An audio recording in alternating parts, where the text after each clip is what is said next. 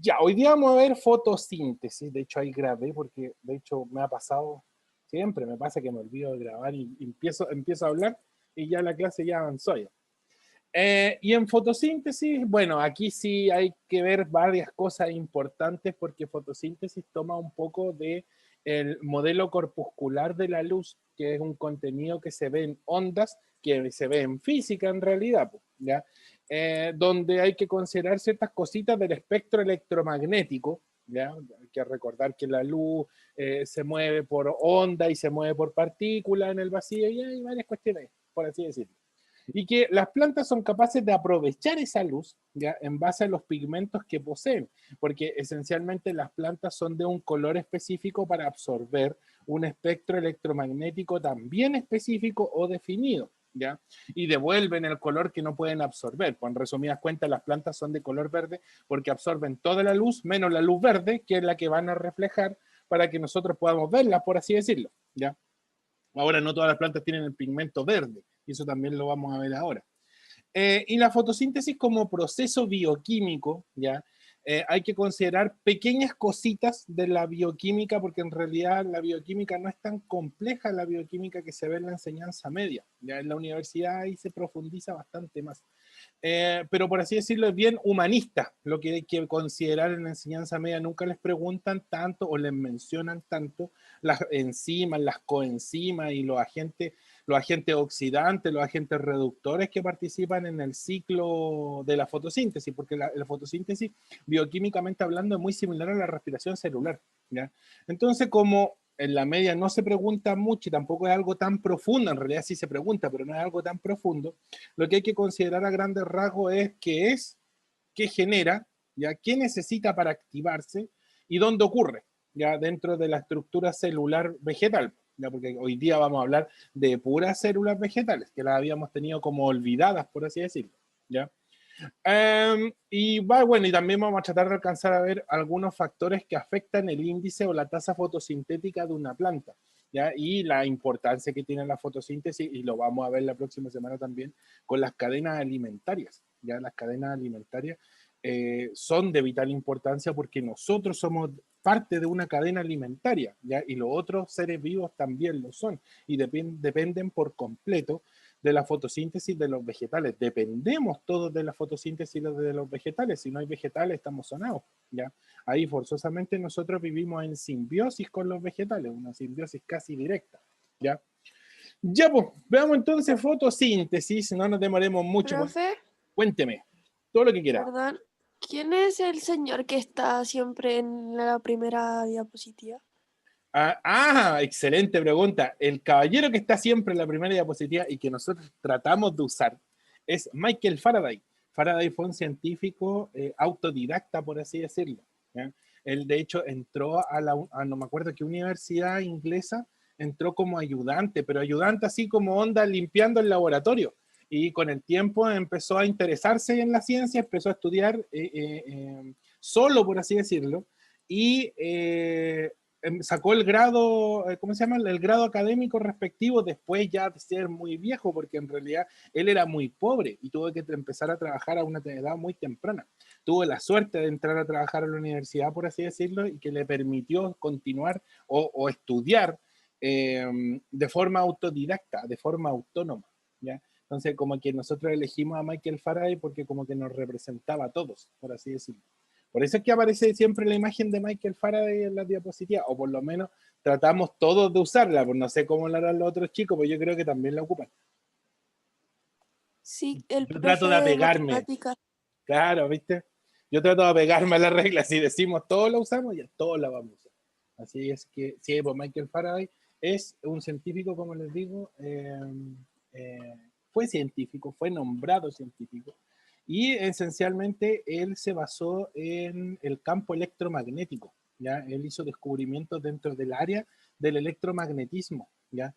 Y una parte, de hecho, es tan importante el estudio que se piensa o se dice, ya que Einstein basó sus estudios después, de más adelante, en los estudios que hizo previamente Michael Faraday, ¿ya? Así que como que Faraday fue el precursor, por así decirlo, de los físicos teóricos, siendo Einstein, lógicamente, quien lo consolida completamente.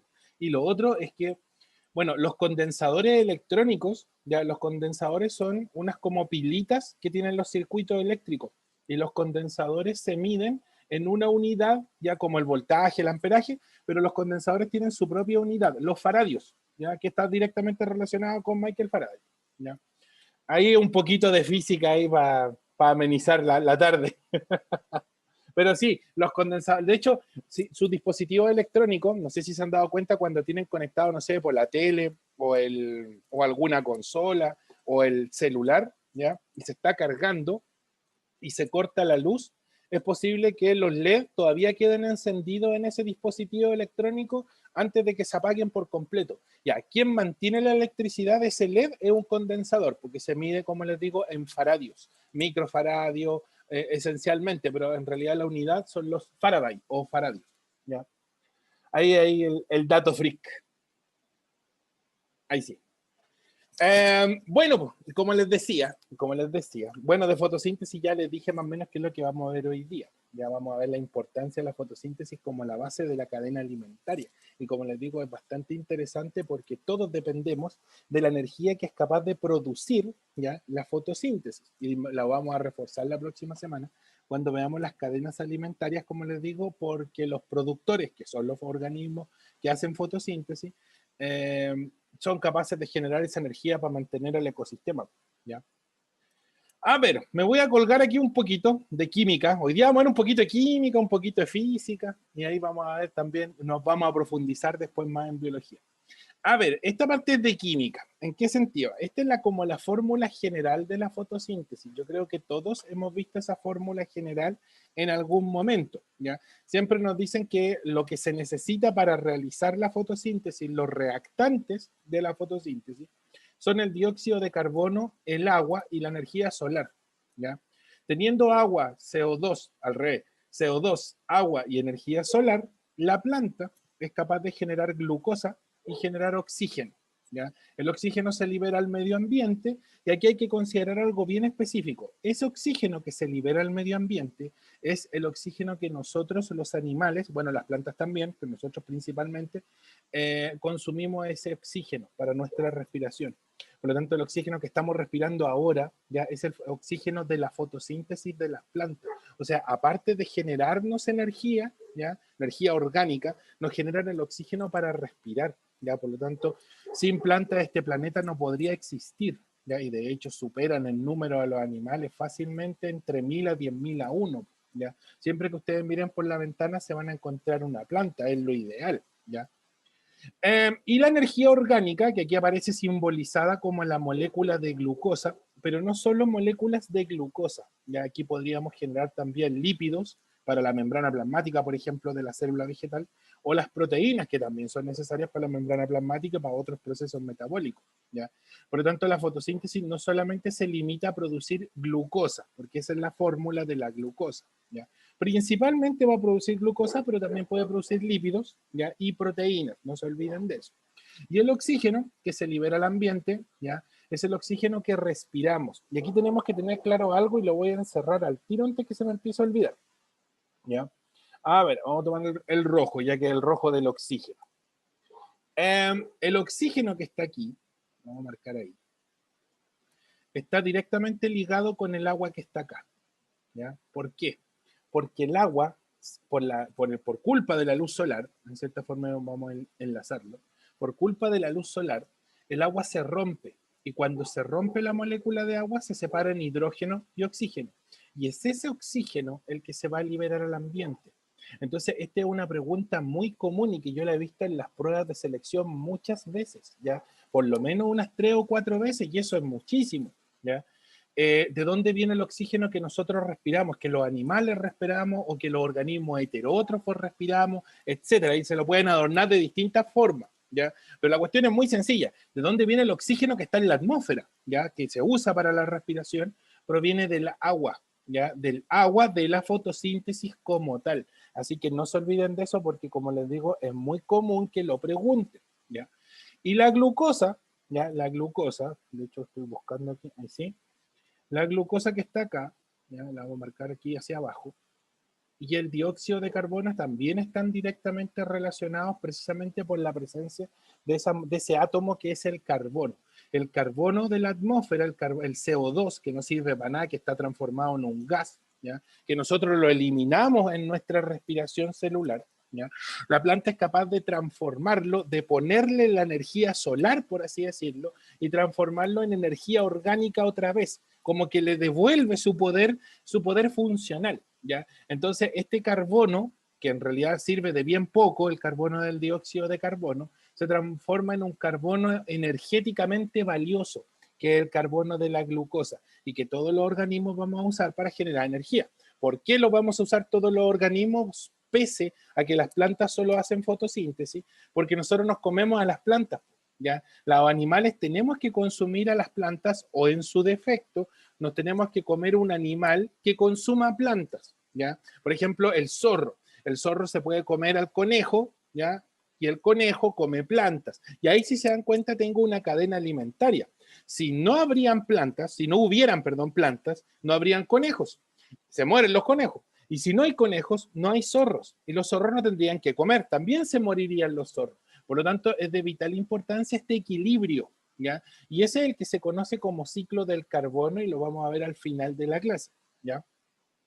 Por lo tanto, ¿qué tiene que quedarme claro aquí? Muy sencillo, que el CO2, ya de esta clásica fórmula de la fotosíntesis, se transforma en glucosa, ¿ya? Y el agua de esta clásica fórmula de la fotosíntesis se transforma en el oxígeno que nosotros vamos a respirar, ¿ya? La fotosíntesis proviene del griego foto viene, significa luz, ¿ya? Y síntesis significa composición, significa componer, significa crear, en resumidas cuentas, síntesis. Entonces están creando cosas con luz. Eso es lo que significa el término fotosíntesis, ¿ya? O creación en base a la luz, ¿ya? En la transformación de la materia inorgánica, el CO2 principalmente, a orgánica, a la glucosa, ¿ya? Gracias a la participación de la energía que proviene de la luz. Sin la luz solar, este proceso no tiene cómo iniciarse, ¿ya? Por eso se llama fotosíntesis. La cual se transforma en energía química, que es la energía que nosotros conocemos como el ATP. ¿Ya? El ATP es la clásica energía que utilizan las células para poder funcionar, ¿ya? Nuestras células y las células vegetales, ¿ya? Nosotros, los animales, no somos capaces de hacer fotosíntesis, así que vamos a tener que comernos a las plantas que sí son capaces de hacerlo, ¿ya? Que luego se utilizará en la formación de compuestos orgánicos estables como los carbohidratos, los lípidos, las proteínas. ¿Alguna pregunta con esta simple figura? Voy a sacarle una fotito. ¿Dónde lo dejé? Ahí. No, profe. ¿No? ¿Ninguna? Ya. Voy a borrar entonces y vamos a continuar con la siguiente. Teniendo claro, lógicamente, esta fórmula, después la vamos a desmenuzar un poco más, ¿ya? A ver, las plantas son capaces de absorber la luz y esa es una ventaja que tienen que hacer, es obligatorio. La fotosíntesis no se activa si no hay luz. Si yo tengo una planta en la casa y la meto en una pieza completamente oscura, la planta se me va a morir, pese a que yo le dé agua, ya le pueda entregar otros nutrientes a través de la tierra, pero sin luz la planta se va a morir, así de sencillo. ¿Por qué? Porque es la clave de la fotosíntesis y es el cómo la planta va a consumir o va a generar energía. Ya en un principio la planta va a consumir sus reservas y una vez que sus reservas se terminen, lamentablemente estaría empezando a desnutrirse. ¿Ya? Igual que nosotros no comiéramos y nos moriríamos por desnutrición. A la planta le puede pasar lo mismo si no está sometida a la luz solar. ¿Ya? ¿Quién absorbe la luz solar? Un pigmento. ¿Ya? Normalmente los pigmentos de la planta son de color verde. ¿Ya? ¿Por qué? Porque todas las plantas de este hermoso planeta Tierra, y digo todas, pero todas, sin excepción alguna, tienen clorofila A. ¿Ya? Y la clorofila A es de color verde. ¿Ya? Porque tiene ahí, de hecho, les coloqué la fórmula aquí, no para complicarles la existencia, sino que para indicarles que existen varios tipos de clorofila, ¿ya? Y que pueden ir modificando esa R que tienen aquí, ¿ya? Basta con que cambie esa estructura química, esa R que está ahí, que puede ser, por ejemplo, un grupo metil, puede ser un aldehído, como aparece acá, puede ir cambiando la clorofila y por ende ir cambiando su color, ¿ya? Por lo tanto, sí, efectivamente, todas las plantas de la Tierra son de color verde y tienen clorofila alfa o clorofila A, que es la clorofila verde, ¿ya? Pero si yo voy, por ejemplo, a la playa y voy caminando por la playa, yo creo que todos los que hemos ido alguna vez a la playa nos hemos encontrado con un pedazo de cochayuyo, ¿ya? Y si vemos el color del cochayuyo, el cochayuyo no es verde, ¿ya? Es de color café. Entonces ahí es donde viene ese clásico cuestionamiento. Si el profe me está diciendo que todas las plantas tienen el color verde, ¿por qué hay plantas que son de otros colores? ¿Ya? Porque tienen otro tipo de pigmento además del verde. ¿Ya? Tienen un pigmento que se conoce como pigmentos accesorios, pero pese a eso, todas las plantas van a tener de una u otra forma el color verde, porque tienen un origen evolutivo en común. Todas las plantas evolucionaron de un ancestro común, igual que los animales, ¿ya? Que tenía clorofila verde y eso se ha mantenido ya durante millones, más tiempo que los animales, pues millones y millones de años. ¿Por qué? Porque la luz solar no ha cambiado de color. ¿Ya? La luz solar ha sido siempre la misma y siempre ha tenido el mismo espectro electromagnético. ¿Ya? Por lo tanto, por eso es que las plantas siempre tienen el color verde presente y un pigmento adicional si es que quieren capturar otro tipo de luz, ¿ya? O luz adicional. ¿Ya? El cochayuyo, por ejemplo, es de color café. Muy sencillo. Tiene clorofila verde, la clorofila A, y tiene clorofila C, ya que aquí no aparece, no se las dejé, pero la clorofila C es de color amarillo. Y si ustedes mezclan el verde con el amarillo, les queda el color café. ¿Ya? Por eso es que el cochayuyo es de color café. ¿Ya? Por eso es que las plantas pueden tener otro color, pero de una u otra forma, si yo tomo una parte, una muestra, por ejemplo, de esta planta que tiene un color azul, por ejemplo, y hago un análisis bioquímico, me voy a encontrar que tiene clorofila alfa y lo más seguro es que tenga otro pigmento que le da esta tonalidad azul. ¿Ya? Ahí tenemos el espectro electromagnético, esta parte es física pura, por si acaso. El espectro electromagnético es la luz, así de sencillo. Hay un espectro visible, que es un espectro de hecho muy pequeño, y un espectro invisible, ya que esencialmente el espectro ultravioleta, que nosotros no lo podemos ver, el espectro infrarrojo, las microondas, los rayos X, etcétera, etcétera, etcétera. ¿Ya? La coloración, la tonalidad que nosotros vemos está en una longitud de onda específica. ¿Ya? La luz se puede mover a través de ondas, como buena onda tiene propiedades como la frecuencia y la longitud de onda. ¿Ve que ahí se pone media densa la materia con la física? Vamos a hacerlo más sencillo. Los colores en realidad no es que sean colores, son longitudes de onda distintas de esta onda electromagnética que es la luz. ¿Ya? Tenemos el color azul, por ejemplo, que tiene una baja longitud de onda, el color rojo que tiene una altísima longitud de onda y que muchas veces lleva calor, lleva energía, ¿ya? Y aquí se dan cuenta que el pigmento verde lo que hace es absorber todo el espectro electromagnético, ya todo el espectro visible de la luz y devolverme un color, que es el color con el que yo voy a ver al pigmento, ¿ya? Por lo tanto, la clorofila verde absorbe toda la luz del sol, toda la luz blanca, por así decirlo, y devuelve el verde, ¿ya? Este otro ejercicio clásico de física. Un objeto azul, ¿ya? La punta de un lápiz, por ejemplo, de color azul. Si ustedes la iluminan con luz azul, se va a ver de color azul. ¿Ya? Un objeto rojo, si lo iluminan con luz roja, se va a ver rojo, porque no absorbe ese espectro lumínico, esa luz de color rojo, la devuelve. ¿Ya? Por algo el objeto es de color rojo. ¿Ya? La planta hace lo mismo, tiene el mismo principio físico. ¿Ya? Al final, como que esas cuestiones de física uno se las aprende para ponerlas en práctica en estas cosas que en realidad son las que generan la vida. ¿Ya? La planta es verde, si yo la ilumino con luz verde, no vas a poder hacer fotosíntesis. Y ojo, esa es otra pregunta clásica ahí para la Vania, por ejemplo, que está preparándose para la prueba. Tiene que tener cuidado con esa cuestión, porque se la pueden preguntar en física y se la pueden preguntar en biología. ¿Ya? En física la pregunta va a ser súper sencilla. Un objeto verde iluminado con luz verde, ¿de qué color se ve? Hasta ahí queda la pregunta. ¿Ya? Es verde. ¿Ya? Así de sencillo. Y si yo lo ilumino con luz verde, se ve verde. Se sigue viendo verde. Si una planta verde yo la ilumino con luz verde, no hace fotosíntesis, porque no estoy dándole la longitud de onda necesaria para poder hacer dicha fotosíntesis. Y me va a devolver el color verde, que es el color que más encima ella no puede absorber. ¿Ya?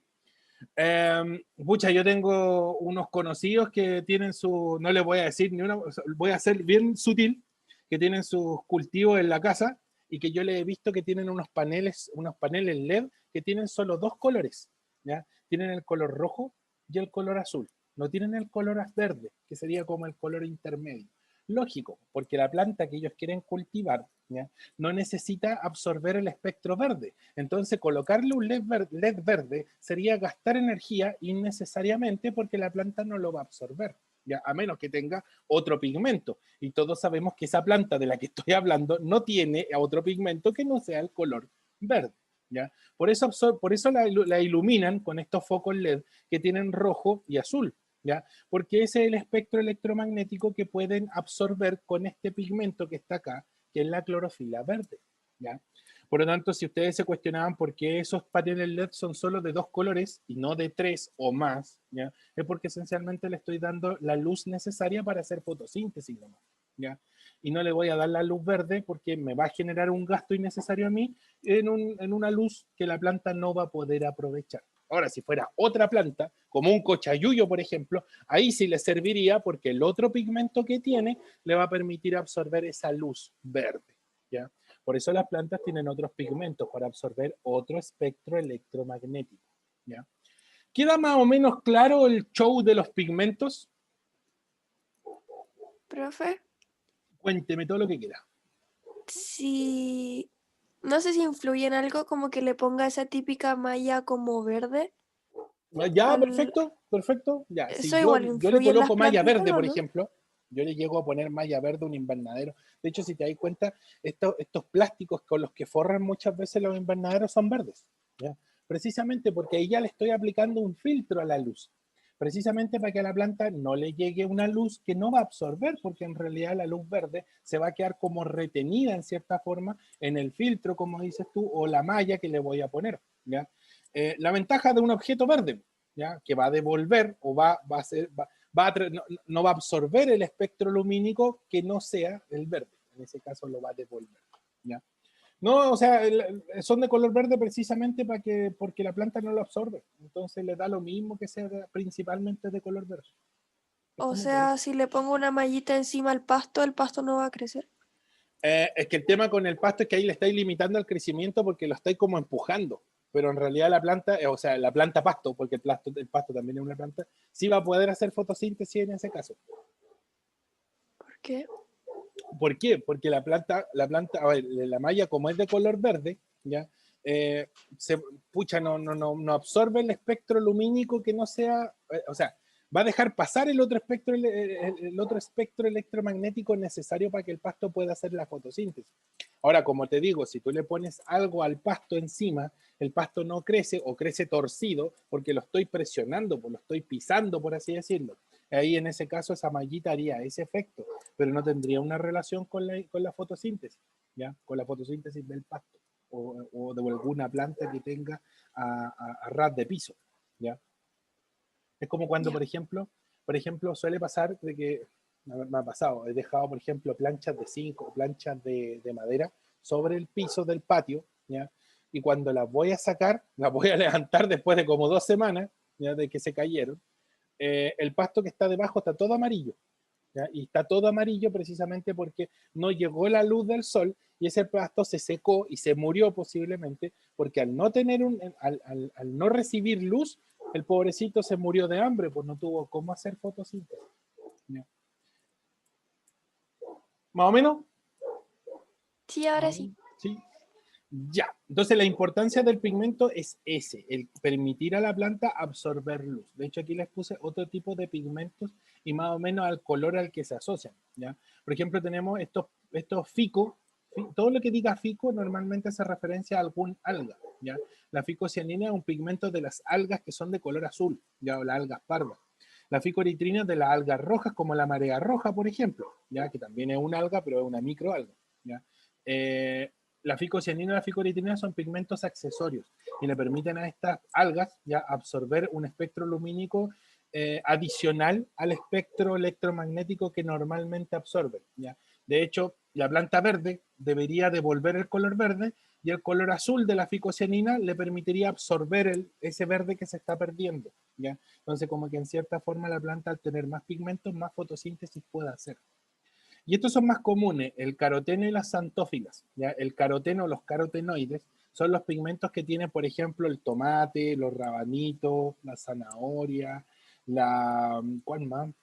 La betarraga, bueno, la betarraga principalmente, estos son unos pigmentos que tienen la tendencia a estar entre el morado, el rojo, el naranjo, ¿ya? Normalmente oscilan entre esos tipos, porque hay distintos tipos de caroteno, pues el alfa caroteno, el beta caroteno, el gamma caroteno, hay como 5 carotenos distintos, ¿ya?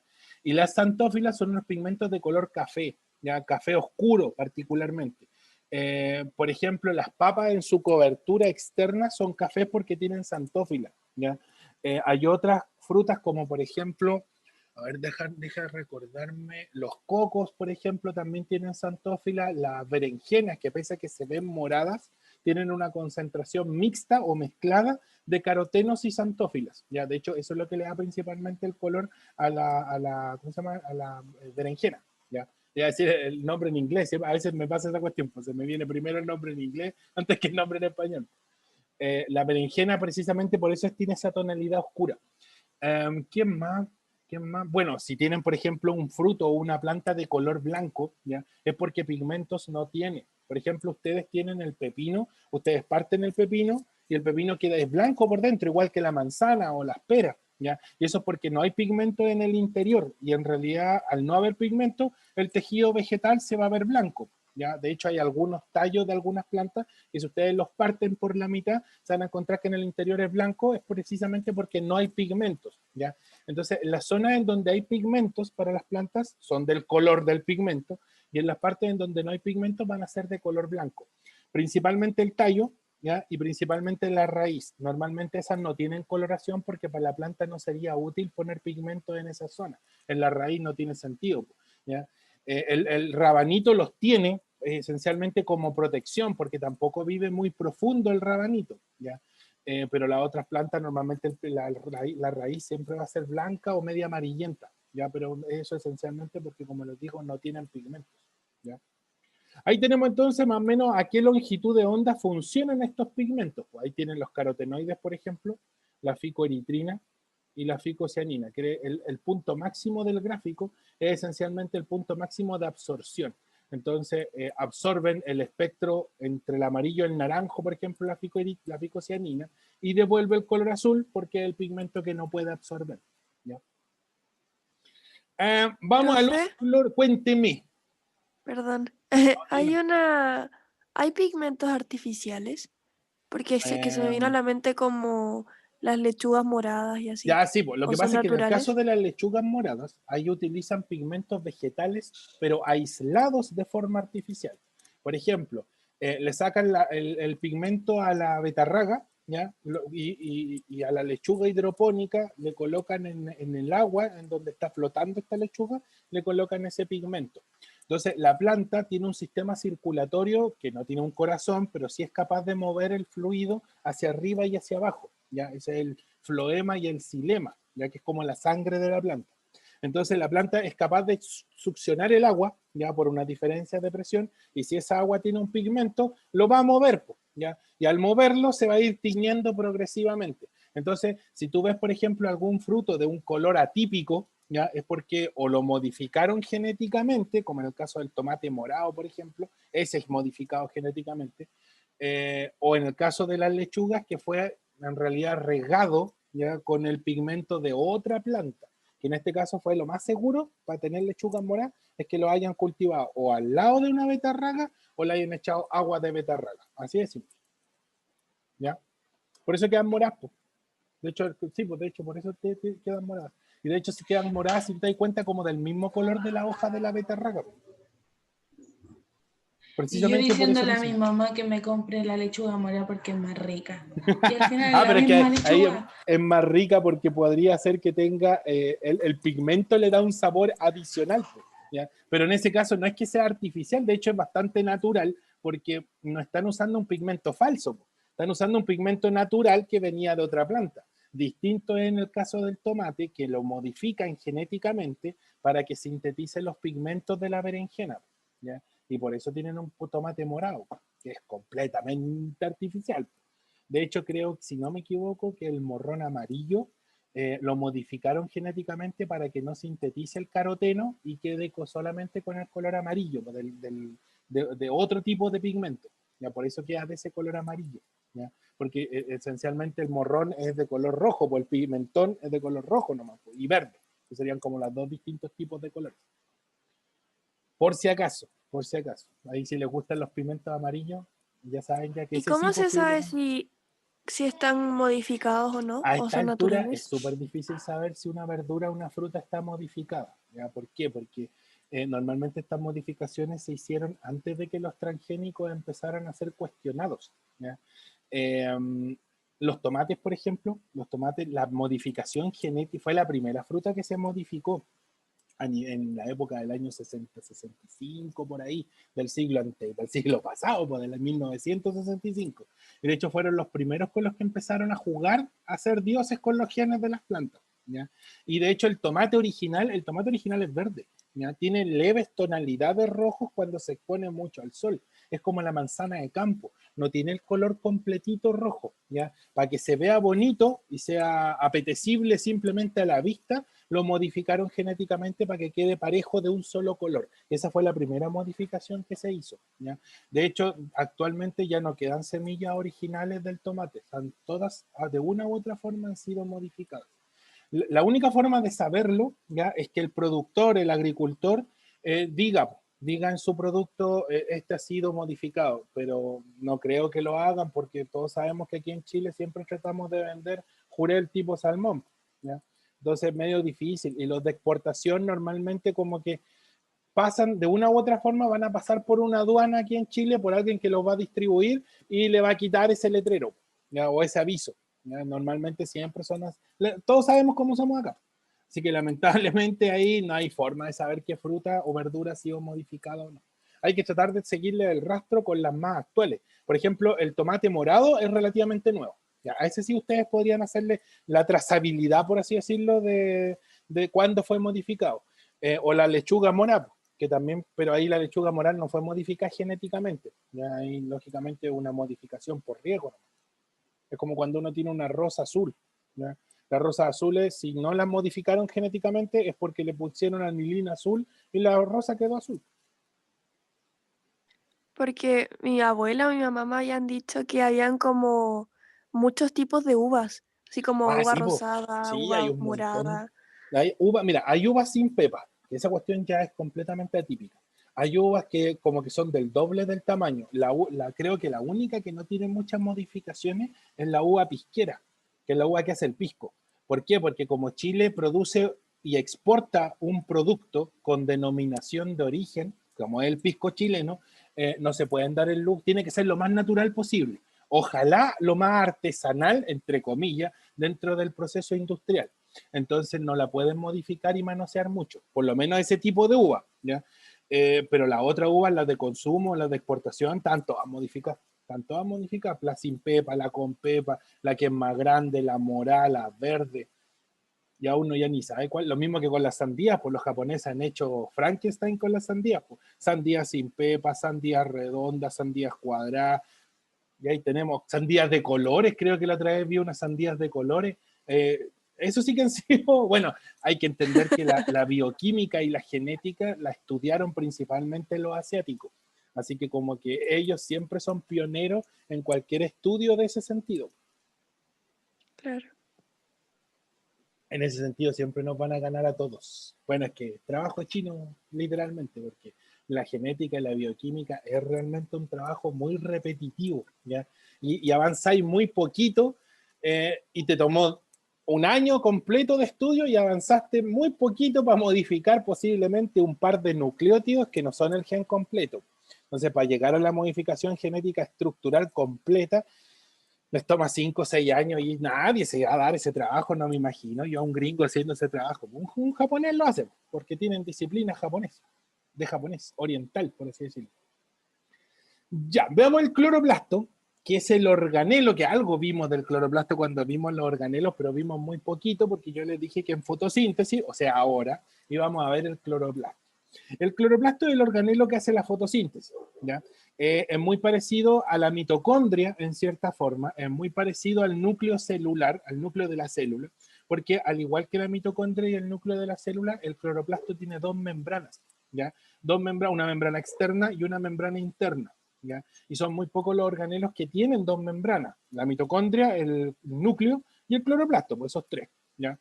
De hecho, el cloroplasto es más complejo que la mitocondria en su estructura interna, ¿ya? Es mucho más complejo y de hecho el cloroplasto solamente lo tienen los vegetales, nosotros los animales no tenemos nada de cloroplasto, nada, absolutamente nada, ¿ya? Es el organelo característico de un vegetal. Y un cloroplasto en su interior, ¿ya? Tiene varias de estas estructuras que parecen como moneditas, ¿ya? Parece como un grupo de fichas que está amontonada hacia arriba, ¿ya? Y este grupo de fichas se llama grana, ¿ya? De hecho, aquí está la unidad aparte, por así decirlo, la vamos a maximizar. Eso es lo que se conoce como grana. Y una de las fichitas, ¿ya? Que conforman la grana se llama tilacoide. De hecho, ahí aparece el nombre. Tilacoide, bueno, este tiene forma aplanada, ¿ya? Y que da esta forma como de disco, que está uno sobre otro, formando este montón de fichas, como le digo yo, que sería la grana. Aquí, ¿por qué nombrarlo? Porque en el interior de las granas, ¿ya? Ahí es donde están los tilacoides, están los pigmentos. Si yo pinchara la grana, se derramaría el pigmento y se perdería, ¿ya? Por lo tanto, el pigmento fotosintético, que es lo que permite absorber la luz, está en el interior de la grana, ¿ya? Y por eso el cloroplasto va a tener el color del pigmento que almacena. En este caso, el cloroplasto tiene clorofila, ¿ya?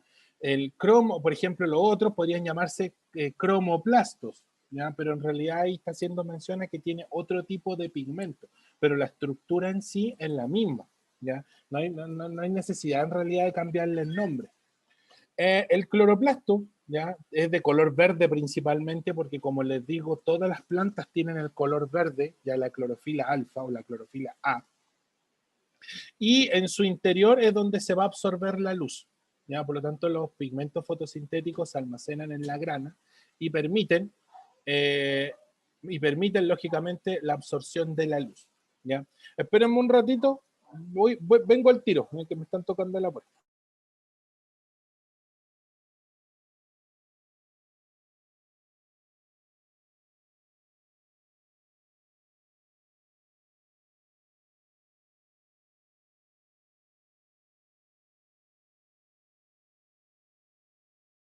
Volví, ahí sí, ahí sí.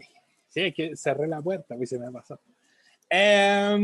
Entonces, los cloroplastos, como les decía, son los que van a almacenar los pigmentos y en el interior de esta unidad, que es la grana, ¿ya? Va a estar almacenado el pigmento característico, principalmente, o siempre va a tratar de ser la clorofila alfa, ¿ya? En el interior del cloroplasto hay como un citoplasma, ¿ya? Porque el cloroplasto es muy parecido a una célula, pero más pequeña, es como una bacteria, por así decirlo, que vive en el interior de las células vegetales.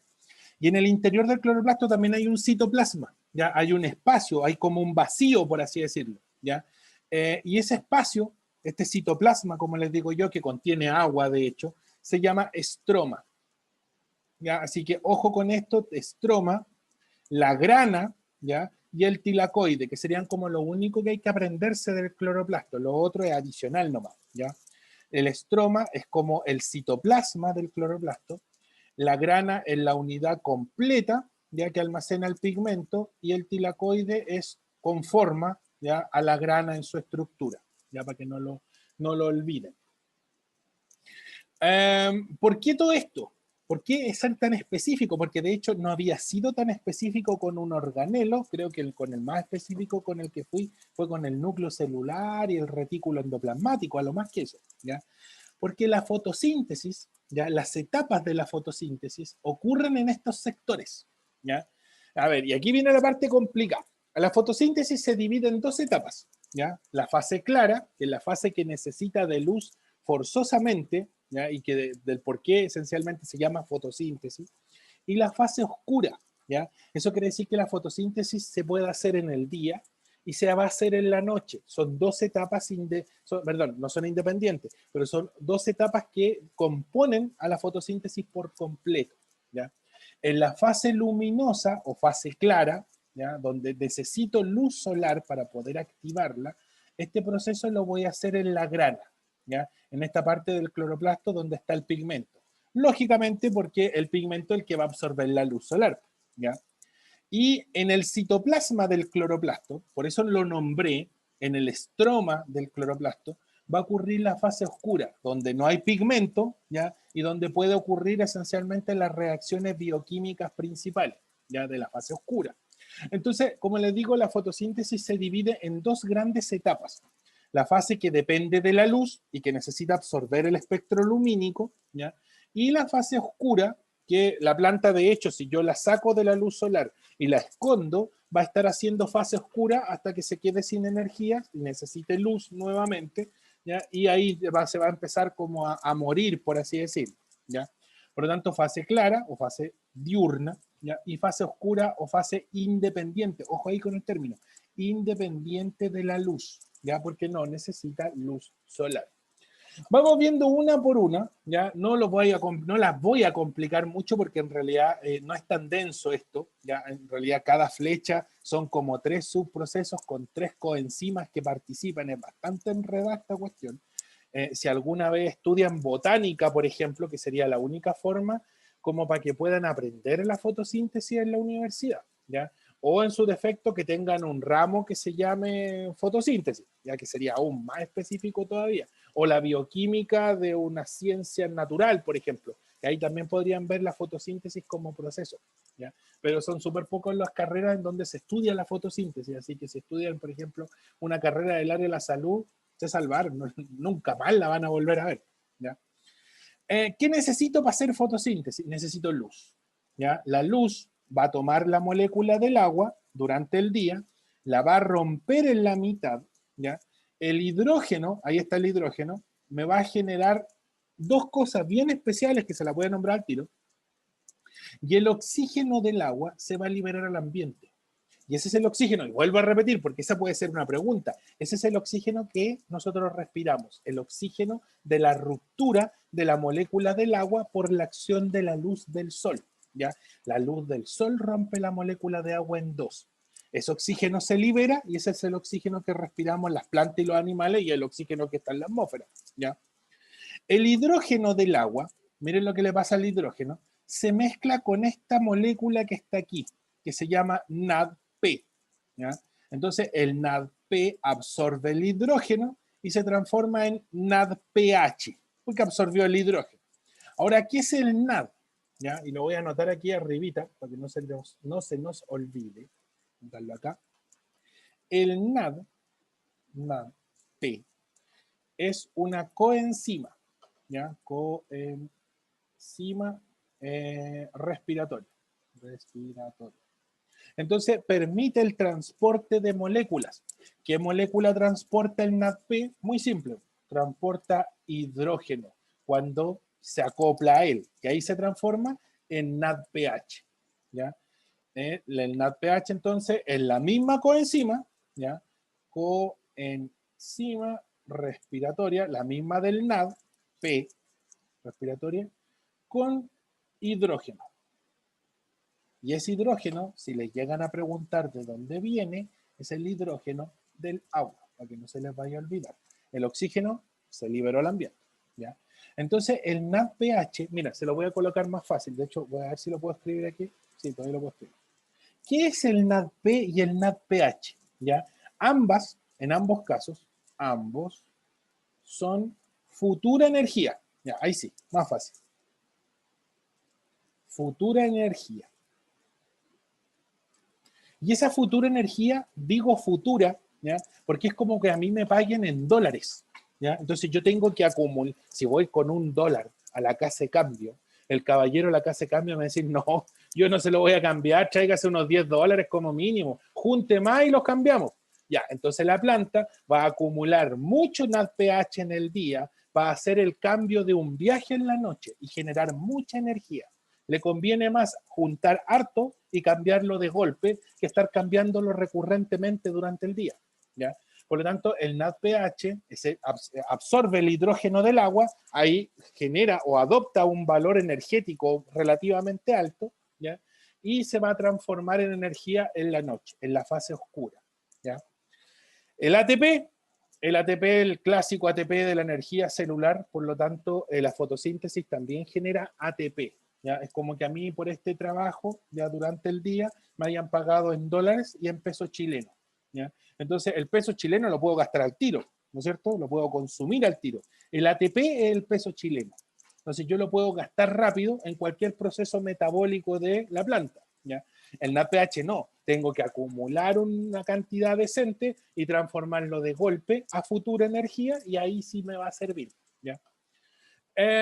Eso es en el día, ¿ya? Entonces, durante el día, la molécula de agua, por eso necesito agua durante el día, por eso yo tengo que regar a la plantita, porque si no riego la plantita se me muere, ¿ya? Incluso, si yo le quito la luz del sol, la planta sigue funcionando, pero si le quito el flujo de agua, la planta se me va a morir, porque sin agua no se activa la fase luminosa, es la llave de inicio. La luz lo único que hace con el agua es partir la molécula en dos. Hidrógeno para generar futura energía y oxígeno que se libera al ambiente para que el pueblo respire, una cosa así, ¿ya? Durante la noche, todo el ATP que se produjo, todo el ATP y todo el NADPH, o sea, todo lo que a mí me pagaron en pesos chilenos y en dólares, lo voy a mezclar con el CO2. Quizás no todo el ATP, ¿ya? Porque como les digo, la planta puede disponer de ese ATP para lo que ella estime conveniente, ¿ya? Pero el NADPH completito, completo, todo el NADPH que se produjo de la ruptura o con la ruptura del agua, todo ese NADPH y una parte de ese, o la gran parte de ese ATP, se mezclan con el CO2 nocturno de la atmósfera. Y cuando se mezclan, generan glucosa, ¿ya? Entonces, la fase luminosa se caracteriza por romper la molécula de agua, liberar oxígeno y generar energía y futura energía, ¿ya? Y en la noche, esa energía y esa futura energía se mezclan con el CO2 de la atmósfera para generar glucosa. Esa es la glucosa que la planta va a usar para ella, verá qué es lo que hace. Normalmente, la planta hace la respiración celular, la misma respiración celular que hacemos nosotros. Toma la glucosa, la mezcla con el oxígeno que recién sacó y genera más energía todavía, ¿ya? Lo otro que puede hacer con esa glucosa es transformarla en almidón, llevarla a la raíz y transformarla en almidón. La otra opción que tiene también con la glucosa es formar la pared celular, que es la pared de celulosa. Y la celulosa se compone por glucosa que se repite muchas veces, ¿ya? Entonces lo vamos a anotar porque no quiero que se me olvide. De hecho, le voy a cambiar el color precisamente para hacer la diferencia. ¿Qué vamos a hacer con la glucosa? Que se produce gracias a la fase oscura, ¿ya? Producto del CO2 nocturno, ¿ya? De la absorción del CO2 nocturno, del ATP que produje en el día y del NADPH que produje en el día, ¿ya? Esa glucosa la vamos a usar para, vamos a hacer cortito aquí, respiración celular, ¿ya? La respiración celular convencional.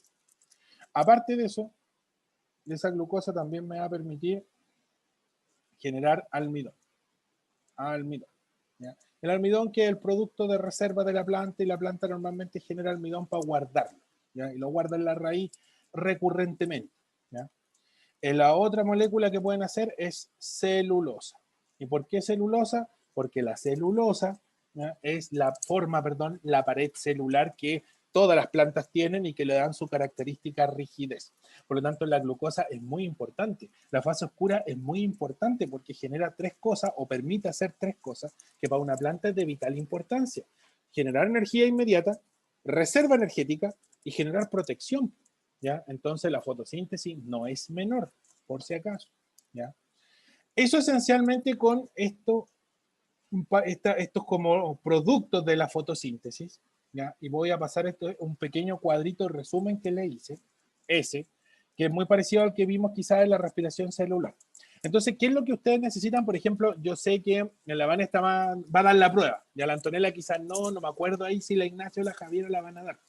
Pero, por ejemplo, si ustedes quieren estudiar la fotosíntesis, estudiense este cuadro y están al otro lado, ya no necesitan más. De la fotosíntesis, yo necesito saber dónde se realiza la fase clara y la fase oscura, ¿ya? Qué se necesita para activarse, qué me genera, y más o menos a grandes rasgos así un resumen pequeñito del proceso. Pero de hecho ese resumen es como para que lo entiendan nomás, porque yo diría que tampoco lo preguntan, ¿ya? A ver, lugar donde se realiza la fotosíntesis. ¿Dónde se realiza? En la membrana de los tilacoides, en la grana, ya recuerden que los tilacoides forman las granas del cloroplasto en la fase clara. ¿Ya? La fase clara necesita de un pigmento para absorber la luz solar y los pigmentos se guardan entre los tilacoides, pues en las granas. ¿Ya? ¿Qué necesitamos para activar la fase clara? Sin fase clara la planta no vive, es obligatoria la fase clara. ¿Ya? Necesitamos agua, sin agua no funciona la fase clara. Necesitamos luz solar, ¿ya? Para romper esa molécula de agua, un pigmento para absorber la luz del sol, ADP, que es energía a medias, que la vamos a transformar en energía completa, y la coenzima NADPH, ya que es futura energía a medias para transformarla en futura energía completa. ¿Ya? Los productos, que es lo que gano yo, que gana la planta, va a ganar ATP, energía, peso chileno, como le decía yo, el oxígeno que se libera al ambiente y ese es para el pueblo, para que todos respiren, los animalitos respiran ese oxígeno, las otras plantas respiran ese oxígeno, etcétera, etcétera. Y el NADPH, ya que es la futura energía, que era el dólar, por así decirlo, que lo vamos a juntar y lo vamos a transformar en la fase siguiente. Resumen del proceso. Durante esta fase se produce la fotólisis del agua. Ojo con ese término, ¿ya? Fotólisis del agua. Quiere decir que el agua se rompe con foto, luz, ¿ya? Es la ruptura del agua con luz. Eso significa fotólisis del agua, ¿ya? La fase dependiente en algunos libros, la fase dependiente de la luz, la fase clara, de hecho a mí me lo enseñaron como fase clara, por eso siempre digo fase clara, ¿ya? O fase lumínica, se suele conocer también como fotólisis del agua, ¿ya? Foto, de hecho yo la recordaba fácilmente porque empieza con foto, ¿ya? Y como foto es luz, se asocia a la fase clara que necesita luz, ¿ya? Durante esta fase se produce la fotólisis del agua, formación de ATP, vamos a formar energía, la fotooxidación de los pigmentos absorben la luz, eso quiere decir fotooxidación, y vamos a generar esta molécula futura de energía, que es el NADPH, ahí me faltó la H por si acaso, que es el hidrógeno, que le vamos a robar al agua. ¿Ya? Todo este ATP, este oxígeno y este NADPH, todo juntito, lo vamos a meter a la fase oscura. Por lo tanto, la fase oscura necesita de la fase clara. Entonces, la fase clara es independiente en cierta forma, lo único que depende de luz, ¿ya? Puede funcionar sola como proceso bioquímico, pero la fase oscura necesita forzosamente de lo que se produjo en el día, porque si no tengo esto o no tengo suficiente, la planta va a empezar a pasar hambre, ¿ya? Fase independiente de la luz o fase oscura, ¿ya? En algunos libros, de hecho les voy a poner todos los nombres aquí, suele aparecer como ciclo de Calvin o ciclo de Calvin y Benson, ¿ya? Les nombro a Benson porque nunca lo nombran, es como la teoría de selección natural de Darwin y Wallace, ¿ya? Siempre se nombra a Darwin, pero nunca se nombra a Wallace, es como lo mismo aquí. Ya, fase oscura o fase independiente de la luz, ¿dónde ocurre? En el citoplasma de los cloroplastos. Los cloroplastos también tienen citoplasma que se llama estroma, ¿ya? Para hacer la diferencia con el citoplasma de la planta, de la célula. Entonces, la fase oscura va a ocurrir en este espacio que tiene el cloroplasto en el interior, que es como el citoplasma, y que se llama estroma. Y miren, ¿qué vamos a usar? Vamos a usar el ATP, el NADPH, que vienen del día, el oxígeno se liberó al ambiente, así que se perdió nomás, el ATP, el NADPH, y vamos a capturar el CO2 de la atmósfera. Por lo tanto, en la noche vamos a empezar a chupar CO2, ¿ya? Eso lo mezclamos y generamos la glucosa. Glucosa y otras moléculas orgánicas como lípidos, ojo, no solo glucosa, lípidos y proteínas, ¿ya? Durante esta fase se forma glucosa, que es de vital importancia para la cadena alimentaria completa, gracias a la fijación del CO2 y a la utilización de la energía y de la futura energía, el ATP y el NADPH, respectivamente, ¿ya? Vamos a anotar los otros nombres, porque no quiero sorpresas. Siempre es bueno dar todos los nombres posibles precisamente para evitar sorpresas. Entonces, la fase independiente la vamos a anotar acá abajito. Se suele llamar también fase clara. Fase clara. ¿Ya? Yo también la he visto como fase lumínica. Ahí me voy a comer el tilde. Lumínica. El tilde la primera ahí. Y el otro sería fotólisis del agua. Fotólisis del agua. ¿Ya? Esos son como los... Y fase dependiente de la luz, que también puede aparecer con ese nombre. ¿Ya? La fase oscura también tiene hartos nombres.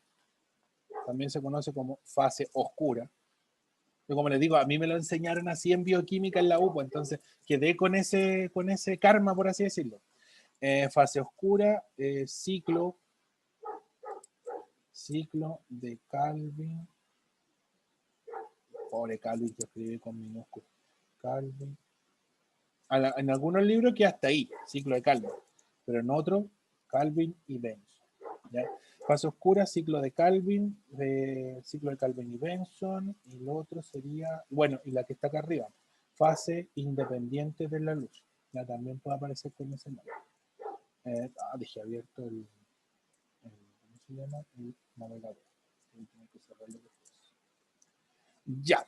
Entonces, esos son normalmente los nombres con los que les puede aparecer esta etapa o estas etapas. ¿Ya? ¿Alguna pregunta con las etapas de la fotosíntesis? Yo sé que puede ser medio enredado, pero quédense con los 3 primeros cuadritos, ¿ya? No tanto con el resumen del proceso. El resumen es como para que lo puedan entender. ¿Ya? Más o menos. Por eso la importancia, vuelvo a repetir ahí, de regar las plantas en la noche.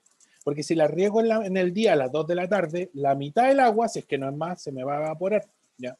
En cambio, si la riego en la noche, ya pierdo, o en realidad la evaporación va a ser muy baja. ¿Ya?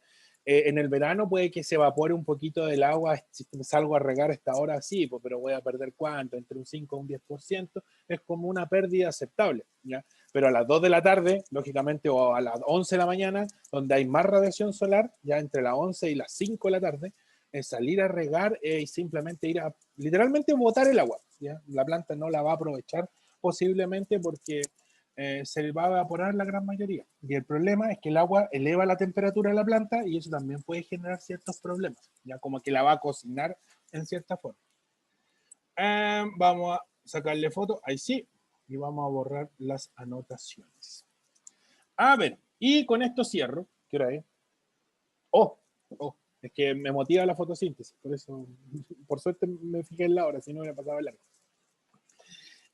Ojo con esta cuestión, de hecho voy a tratar de marcarla. ¿Ya? ¿Por qué? Porque la fotosíntesis es la base de la cadena alimentaria. ¿Ya? La cadena alimentaria no subsiste y los animales no subsistiríamos si no existen plantas que nos generen, nos transformen la luz solar en glucosa disponible. ¿Por qué? Porque los animales o se comen a las plantas, como los conejitos, por ejemplo, o los que son herbívoros, ¿ya? Y los carnívoros dicen, ¿y los carnívoros? El carnívoro come herbívoros, pues forzosamente. Entonces va a consumir indirectamente la energía de la planta, ¿ya? Por eso la importancia de un gran número de productores para que puedan solventar el número de consumidores, ¿ya? Y por eso yo no puedo andar matando árboles y deforestando a destajo, porque estoy afectando una cadena, no una, posiblemente un ecosistema completo que subsiste en base a esas plantas, ¿ya? ¿Por qué? Porque la planta toma la energía solar y la transforma en energía orgánica, que viene a ser la glucosa, ¿ya? Ahí está, de hecho, ahí está la fuente energética, la voy a marcar ahí, y la va a transformar en esta otra fuente energética. ¿Por qué? Porque nosotros los organismos, los animales, no somos capaces de aprovechar la energía solar. Podemos aprovechar un poco el calor, ya por así decirlo, los organismos que son poiquilotermos, que nos regulan su temperatura corporal, pero más encima nosotros, los mamíferos, las aves, que sí somos homeotermos, que regulamos nuestra temperatura corporal, el sol no nos sirve para nada directamente, ¿ya? Entonces nosotros vamos a usar la energía solar a través de las plantas, ¿ya? Y las plantas con la fotosíntesis van a absorber la luz, me van a generar la glucosa, me van a generar el oxígeno, que son lo necesario, por así decirlo, para poder hacer respiración, la respiración celular convencional, en la mitocondria, en resumidas cuentas. Entonces, la mitocondria y los cloroplastos, en cierta forma, coexisten entre sí. Los productos de la fotosíntesis, y aquí esto va a sonar como a verso, ¿eh? Los productos de la fotosíntesis son los reactantes de la respiración celular, ¿ya? Y la respiración los desechos de la respiración celular son los reactantes, ¿ya? En lo necesario para iniciar la fotosíntesis junto con la luz solar. Entonces, vuelvo a repetir, la fotosíntesis y la respiración celular juegan este ciclo, ¿ya? Que se conoce como ciclo del carbono, en donde el carbono, el CO2, ¿ya? Que es carbono inorgánico, que no se puede aprovechar directamente, que no sirve para nada, salvo para elevar la temperatura del planeta, ¿ya? Lo vamos a transformar en glucosa para que nosotros, tanto las plantas como los animales, aprovechemos esa glucosa. Por eso es tan importante no deforestar, ¿ya? Más si tenemos enormes cantidades de CO2 en la atmósfera por culpa de los europeos, los gringos, los chinos, ¿ya? Que son los que emanan más CO2 a nivel planetario, ¿ya? Y lógicamente me vienen a deforestar aquí en la Amazonas, que son, son los pocos pulmones, por así decirlo, que pueden transformar ese CO2 y generar glucosa para solventar por lo menos el ecosistema de Latinoamérica, así que ahí nos vemos directamente afectados, ¿ya? La respiración y la fotosíntesis son procesos cíclicos. Vuelvo a repetir ahí, lo que sale de uno se utiliza en el otro y viceversa. Lo que sale de la respiración se utiliza en la fotosíntesis, lo que sale de la fotosíntesis se ingresa a la respiración, ¿ya? La respiración celular siempre ocurre en las mitocondrias, por lo menos en los organismos que las tienen, que son los eucariontes, ¿ya? Los vegetales y los animales. Y los cloroplastos solamente se encuentran en los vegetales. No hay animales con cloroplastos. ¿Qué no haría yo por tener cloroplastos? Me pararía afuera y estaría haciendo fotosíntesis. La mitad del sueldo no me lo gastaría en comida, ¿ya? Y la luz solar ingresa en la fotosíntesis para transformarse en energía orgánica. Aparece acá como energía para el trabajo celular, que es energía orgánica, ¿ya? Así que ojo con este ciclo porque suele ser bastante preguntado en la prueba, ¿ya? Ojo también con eso, ¿ya? Ya, chiquillas, no les doy más la lata porque ya son las 9:05, me pasé un poquito. Ya, de hecho, la clase pasada me pasé harto más, me pasé como 20 minutos, así que ahí si ven el video se van a dar cuenta que duró un poco más. La próxima semana, el próximo jueves, vamos a ver cadenas alimentarias, ¿ya? Y en resumidas cuentas, como que vamos a darle la importancia a la fotosíntesis, porque hoy día vimos el proceso y algo les mencioné de su importancia, pero en ningún caso le dije cómo se sostiene la pirámide alimentaria, por ejemplo, la pirámide de biomasa, la pirámide de número de individuos, ¿ya? Y eso es lo que vamos a ver la próxima semana. Ya, chiquillos. Nos vemos, cuídense, pórtense bien. Por si acaso, el sábado tenemos taller de ejercitación a las 5. Les voy a mandar el link de Zoom, como siempre, ahí al grupo, ya para los que se quieran o puedan conectar, porque no, recuerden que no es obligatorio, ¿ya? Ya, chiquillos, cuénteme. Usted graba las clases de los sábados, ¿cierto? Sí, de hecho las estoy grabando, pero creo que no las he subido, pero sí las grabé. Grabé las dos primeras. Eso le iba a decir. No, sí las grabé. Ya. Así Las que tengo grabadas. Es pura subir. ejercitación, sí, po, pero Sí. voy haciendo explicaciones como de repaso igual, po. Entonces, igual sirve como para hacer una síntesis de contenido. Sí, Pero ya, te las doy, o sea, subir. lo que voy a hacer es, o sea, creo que las tengo arriba, pero no tengo los links. Le voy a mandar los links al WhatsApp, para que ahí las revisen. Ya, muchas gracias. Ya, Ignacia. Ya, chiquillas, nos vemos. Chao, profe, que esté bien. Cuídense. Chao, profe, cuídese. Chao, Chao, chao. profe, cuídese. Chao.